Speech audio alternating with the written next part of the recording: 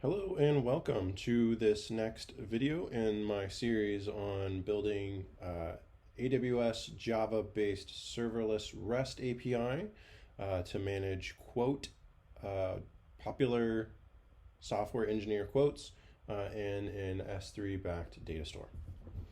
So thus far we've implemented a create HTTP post endpoint, a list get endpoint, a individual detail quote get endpoint, and now we're going to look at how to implement a detail endpoint which deletes quotes from our S3 backed data store.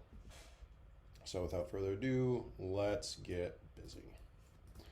All right, so I will once again start off in my template.yaml CloudFormation SAM template, and I will copy the last resource that I made for a Lambda function, and I'll paste that and rename it to delete quote function. And this is going to map to a Java class called delete quote.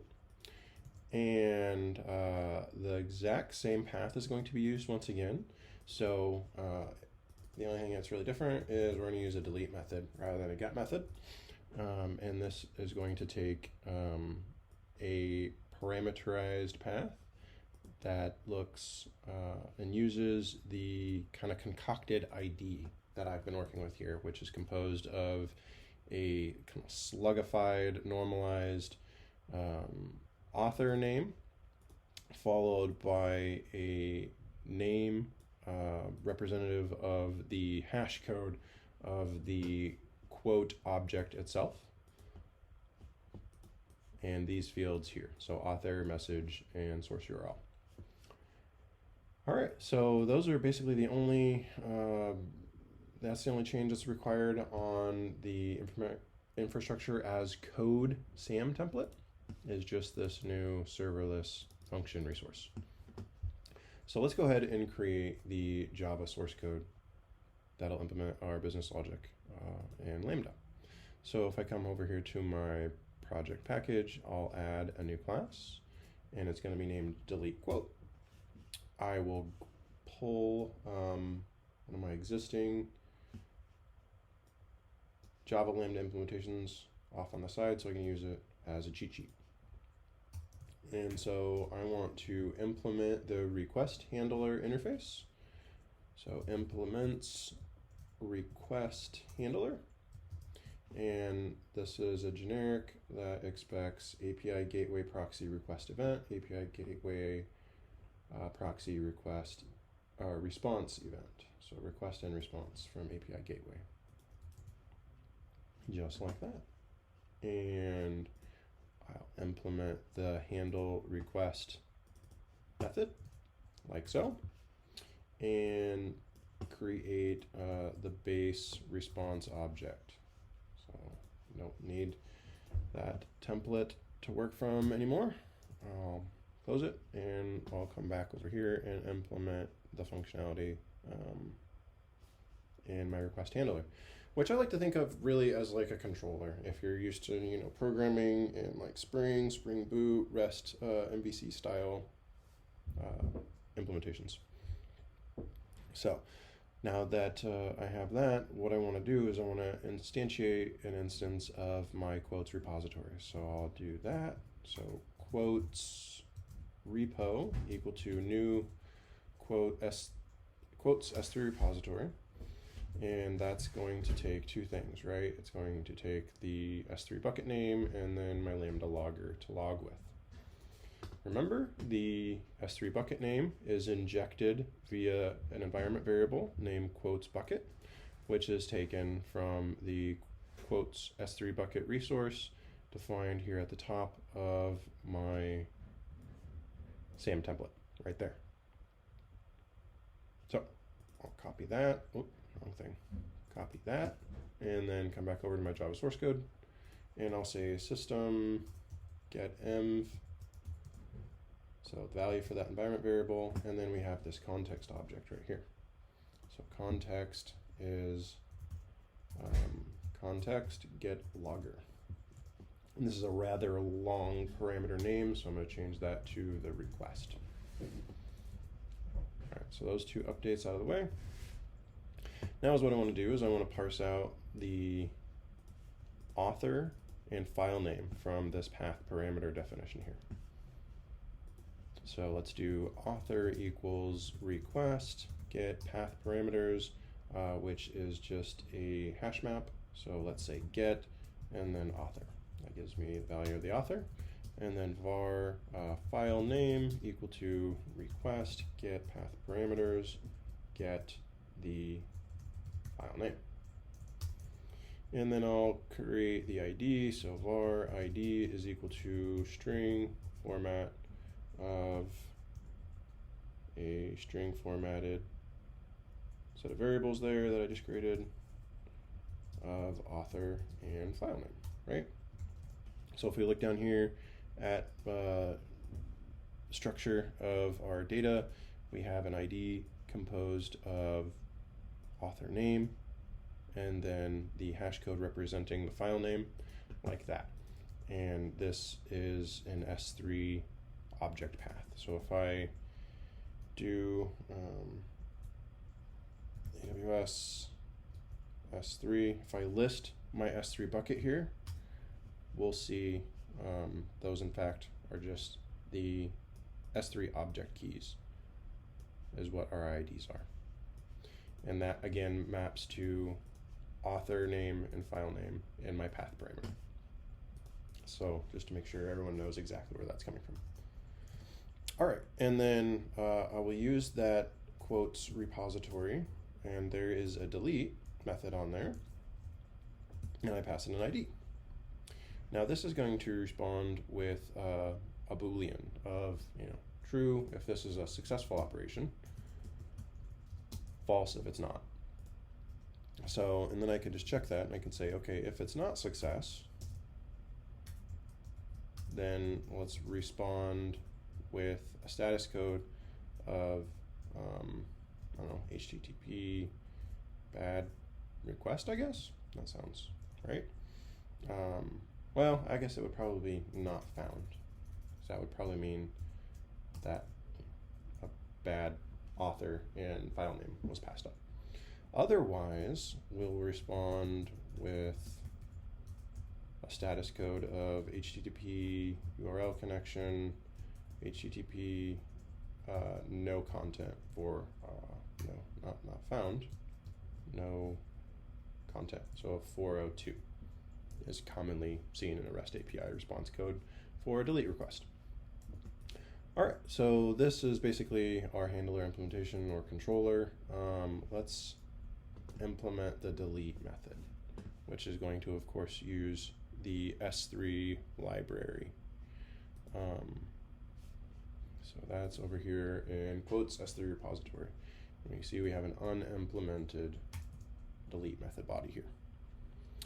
So first things first, we follow the pattern of creating a request object. So we say delete object request, make a builder with the bucket, we'll specify our S3 bucket name, and then we call, or we specify the key too. So the key is our ID, and then build to build that request, that delete object request object.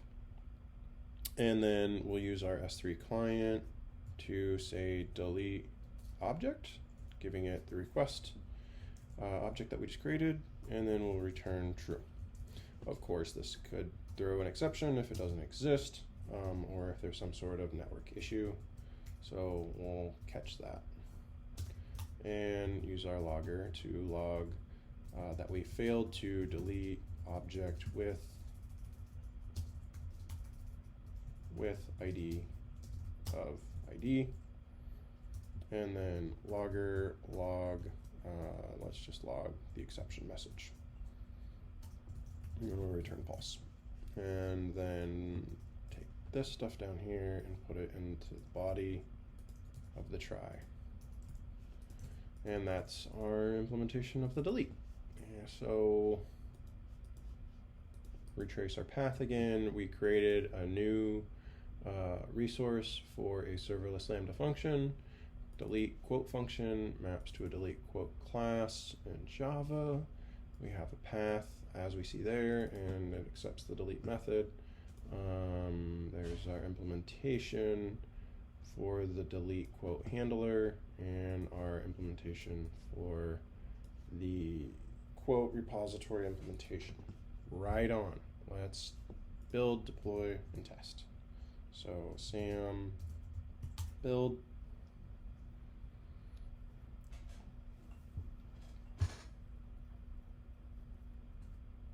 And sam deploy.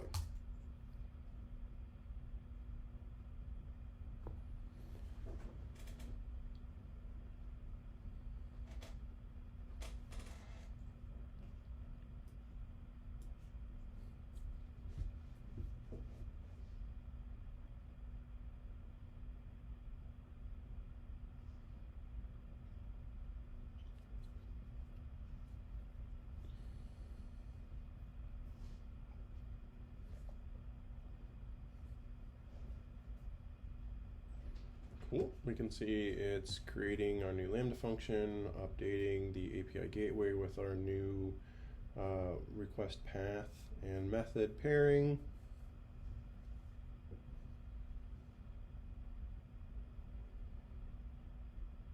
You can see that in our change set here too.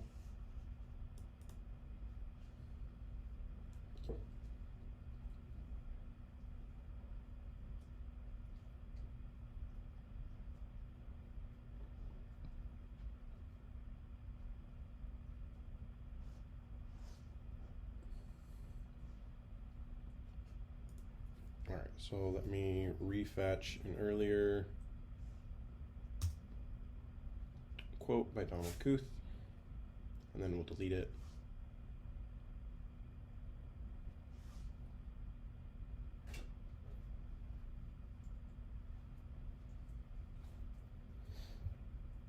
Alright, so verify that it is there. Now I'll just throw a delete as the method.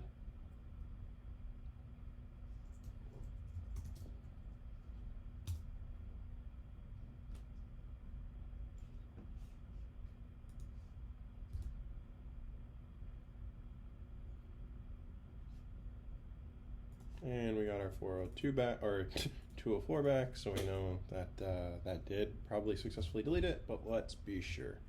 So let's just fetch all of our quotes. What I should see here is a response with a list of just one quote in there, and we'll see if that does in fact happen. Right on. All right, so our Donald Kooth quote is gone, and we only have John Wodes's quote. All right, so that's how you can implement a essential create, read, update, and delete REST API using the Serverless Application Model framework and the Java programming language with an S3 backed Datastore. So last but not least, what we probably want to do is we want to delete our stack, so we're not charged anything for idle resources sitting around. So here's my S3 bucket. I'll start by emptying out the S3 bucket, and then I can delete the CloudFormation stack. So I'll use the AWS CLI for this. So AWS S3, remove, and then S3 for the fully qualified name of my bucket, and we'll throw a recursive, I think is what I need, and I'm using a specific profile for my account A in AWS, and this is happening in region US East 2. All right, so we deleted it, deleted the contents of the bucket. Now I can grab the name of my CloudFormation stack, which is listed right here on the output of my last deploy. And so I can do AWS CloudFormation delete stack name profile account A region US East 2. That should have deleted the stack. All right, so everything's now cleaned up, and I hope you found this series interesting. If you want to see more of this type of thing, please leave a comment below requesting something in particular. Otherwise, I enjoyed creating this and demonstrating the awesomeness that is the AWS SAM framework. Thanks for joining. Bye.